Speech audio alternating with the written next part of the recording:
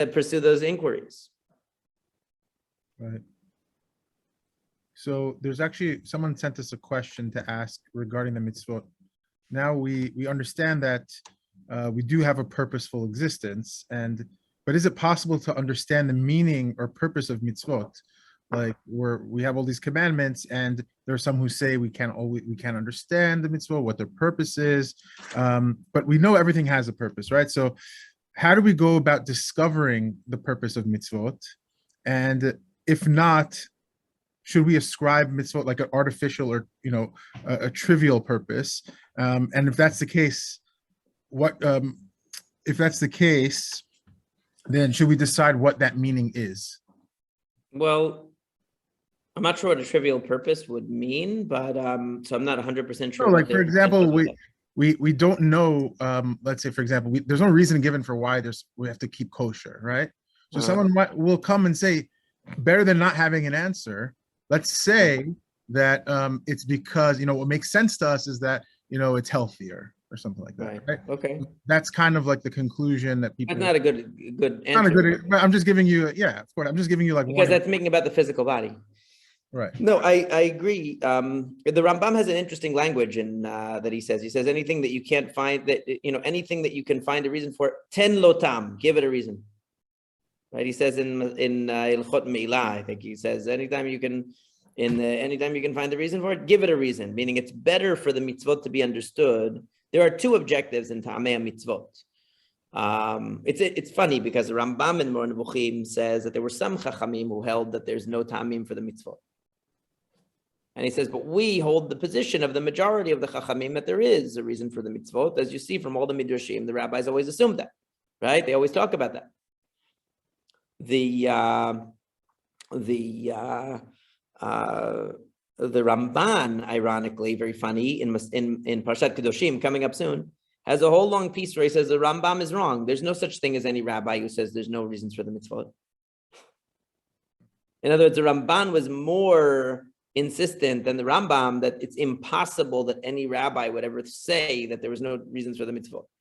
And he explains the Midrashim that the Rambam adduces for claiming that they're from the school of thought that there are no mitzvot, that there are no reasons for the mitzvot, explains them differently. But basically, so we always operate with the assumption, even if the Rambam says there's a dispute whether there's a minority view that there are no reasons for the mitzvot, let's say, but could be that opinion didn't exist at all. But we always operate with the assumption that there are reasons for mitzvot. Now, even within a system that there are no reasons for mitzvot, it's just worth mentioning. Even if the Rambam is right and there's a minority of rabbis that thought that, they would explain that the purpose of the mitzvot isn't in the particulars. Okay, meaning that they would say that the idea of having a life governed by God's will is the good. You don't need to go into the particulars of why of any particular mitzvah. It would just be that they have a lifestyle that's governed by a system, a divinely crafted system, and that itself will make them more kadosh because they won't be living by instinct. They'll be living by the dictates of the halacha. It's more of it's more abstract. It makes the particular mitzvot unknowable. Why? But it wouldn't be that it's meaningless. It would still be meaningful, just that the value would be in the generality, the general idea of being an Eved Hashem in your actions rather than in the meaning of the particular actions. Fine, let's leave that aside. But in terms of reasons for mitzvot, it's so the way that we determine the reasons for mitzvot, or we try to seek them, is first and foremost by studying the Tanakh. A lot of times the reasons for mitzvot are, if not explicitly stated, are implicitly stated in the text or from the context, in midrashim, in mefarshim, of course, that help a lot with that.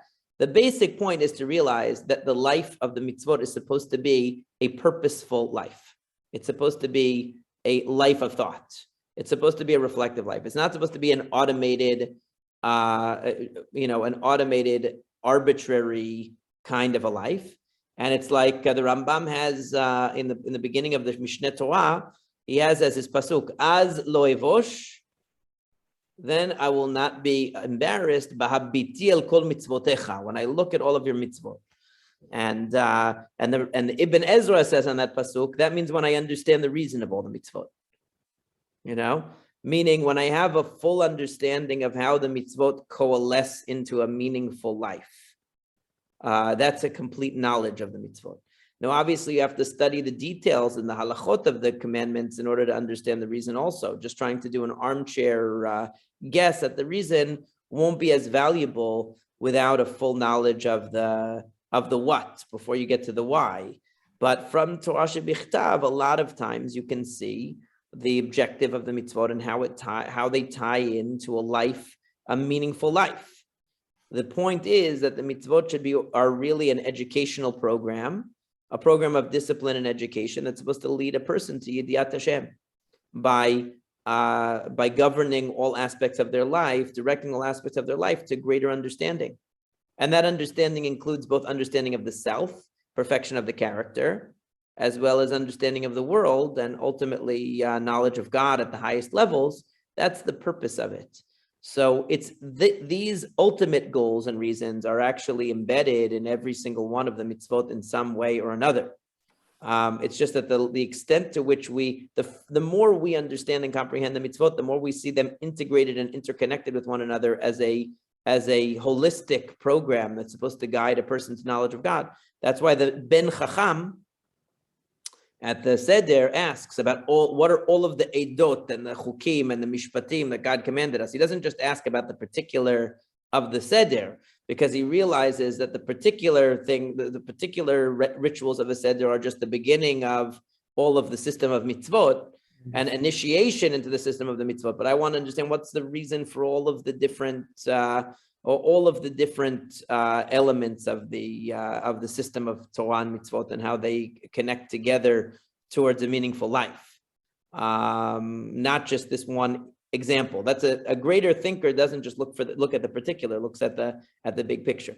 So when you look at the big picture, you see that all the mitzvot are orchestrated towards one end, which is to bring human beings to a deeper understanding of Hashem so that they can live in accordance with Hashem's will, which means emulating the principles of the Yud Gimel Midot Rachamim, or that are revealed to us. In other words, the ultimate purpose is to understand, is to know God and to live in line with that knowledge and apply the knowledge to the self. And that's a circular process, meaning the more you discover, the more you're able to improve yourself. The more you improve yourself, the more you're able to discover. And the person attains higher and higher levels through that. In the particular mitzvot, you would have to look at each individual mitzvah and examine how does it fit in. Kashrut is an example of how do we eat as animals, basically, and yet that eating becomes instrumental to a higher purpose. Well, the way you do it is by having a system of relating to food in a way as a vehicle of avodat Hashem, and that's why all of the laws of kashrut are really derived actually from the laws of the korbanot, shchita, mlicha, taking out the blood because the blood would be on the mizbeach, and so on and so forth. All of these halachot, really, all the halachot of the idea that there is a limited number of species that you're allowed to partake of. There's an even more limited number that you're allowed to use as a korban. The idea is, I'm giving like a 2-second point, but like this could be a whole shiur, and we might have done it one time. I can't remember. We might have done it one time, but the point is that kashrut is meant to integrate, just like the halachot of arayot and nida and everything.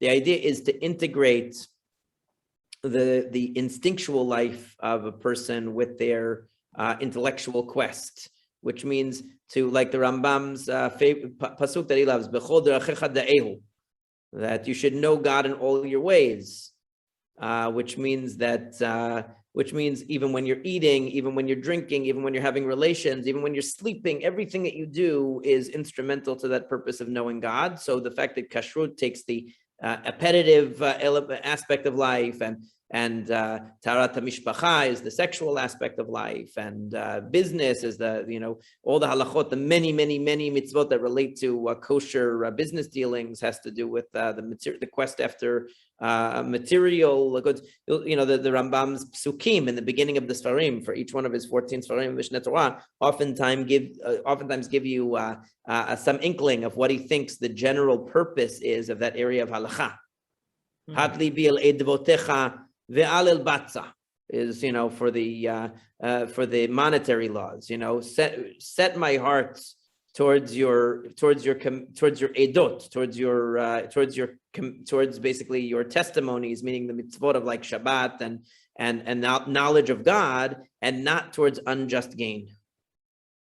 Meaning the purpose of curbing and directing our involvement in material acquisition, limiting it and making sure that it's ethical and done with integrity, is ultimately so that doesn't pull us away from the real purpose of life, which is the knowledge of God, and so on.